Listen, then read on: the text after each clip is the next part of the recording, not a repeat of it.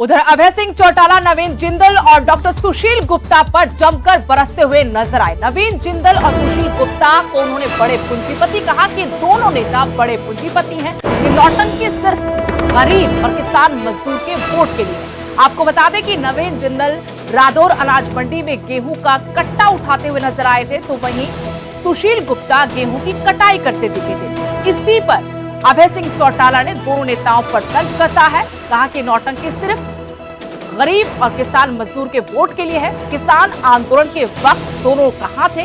अभय चौटाला ने सुशील गुप्ता से सवाल भी पूछा कि गुप्ता राज्यसभा में करीब 5 साल से हैं, तब किसानों को कितने मुद्दे उठाए? कभी खेत में जाकर इन्होंने नहीं देखा, ये तक नहीं बता सकते कि जौ और गेहूं में क्या फर्क होता है। जो लोग मेरे सामने लड़ने वाले पाखंडी है, जो केवल इस चुनाव के समय में कुरुक्षेत्र की धरती पे आते हैं, ऐसे लोगों को अब की बार प्रदेश की जनता बहुत सबक सिखाएगी। अब लोग बहुत समझदार होंगे। नवीन जिंदल जी 10 वर्ष से कभी कुरुक्षेत्र की धरती पे नहीं आए। अब भाजपा की टिकट लेकर के आए। इसी तरह जो सुशील गुप्ता जी है, 5 साल राज्यसभा का मेंबर रहा। अनेक दिक्कतें हरियाणा के लोगों के सामने आई। कोरोना काल से लेकर के किसान आंदोलन तक दोनों की एक भी दिन की कोई एक स्टेटमेंट भी नहीं आई कि आज लोग परेशान हैं। कोरोना में जहाँ किसान परेशान था, जहाँ आम आदमी दुखी था, जहाँ दवाइयों का अभाव था, ये बहुत पैसे वाले लोग थे। इन्होंने कहीं एक दिन भी ये अपनी जिम्मेवारी नहीं समझी कि हमें कोई 2 रुपया आम लोगों पे कहीं जाकर के खर्च कर दें, जबकि मेरे घर के दरवाजे खुले थे। जितना अनाज था वो सारा मैंने कोरोना काल में दिया, और जो भी मेरे से जो उम्मीद की जाती थी, इवन कोरोना के समय में मैंने पीपी किट मुहैया कराई, मेडिसिन मुहैया कराई, सैनिटाइज़र मुहैया कराई, और थोड़े नहीं बहुत बड़ी संख्या में। इन्होंने तो एक पैसा भी कोरोना में कहीं खर्च नहीं किया। और फिर किसान आंदोलन हुआ, उसमें लोगों के सामने बहुत बड़ी दिक्कतें आई थी। आज कोई गेहूं काट रहा है, कोई बोरी उठा करके घूम रहा है, ये मान के चलो ये सब ढोंगी है। इस चुनावी मौसम में नेता चुनावी रंग में रंगे हुए नजर आ रहे हैं।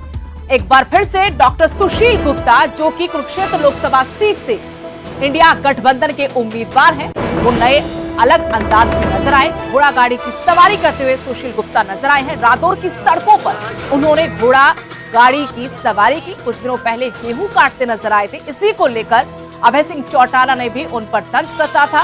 अब एक बार फिर से रादौर में वो अलग अंदाज में नजर आए। चुनाव प्रचार कर रहे थे, लेकिन आपको तस्वीरें दिखा रहे हैं चुनाव प्रचार का उनका अंदाज क्या रहा। घोड़ा गाड़ी की सवारी कर रहे हैं रादौर की सड़कों पर डॉक्टर सुशील गुप्ता।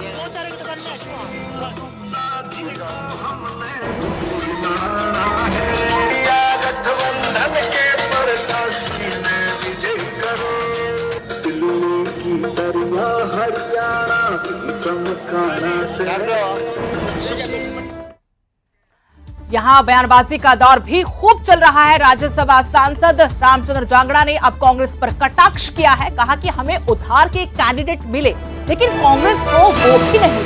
कांग्रेस उम्मीदवारों को लेकर असमंजस में है। जेजेपी के साथ गठबंधन सरकार चलाने को लेकर था। अलग चुनाव लड़कर उनको अपनी ताकत का अंदाजा हो जाएगा। बीजेपी पर उधार के उम्मीदवारों को लेकर उनके सियासी विरोधी हमलावर हैं। इसी का जवाब राज्यसभा सांसद रामचंद्र जांगड़ा देते नजर आए। उन्होंने कहा कि हम तो उधार के उम्मीदवार ले पाए, लेकिन आपके पास वो भी नहीं।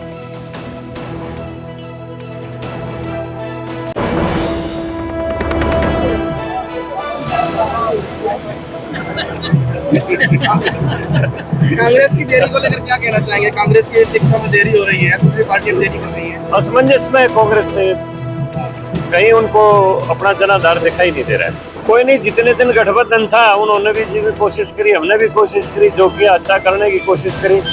अब हमारा चुनाव पूर्व कोई समझौता था नहीं, चुनाव के बाद गठबंधन का सरकार बनाने के लिए समझौता था। अब वो अपना लड़ लेंगे, उनको अपना पता चल जाएगा, हम अपना लड़ रहे हैं, हमें अपना पता चल जाएगा।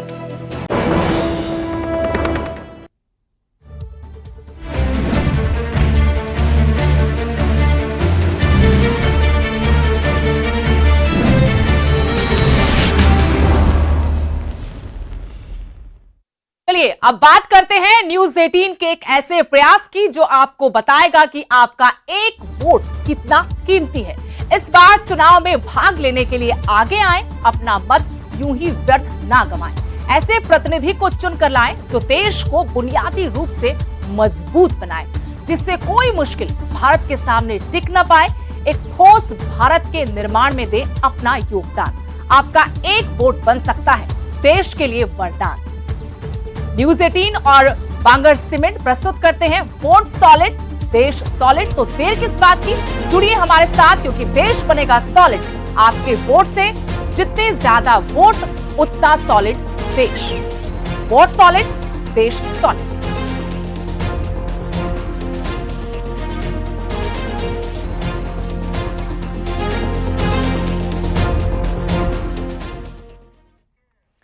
हरियाणा प्राइम में फिलहाल इतना ही। आप देखते रहिए न्यूज 18 पंजाब हरियाणा।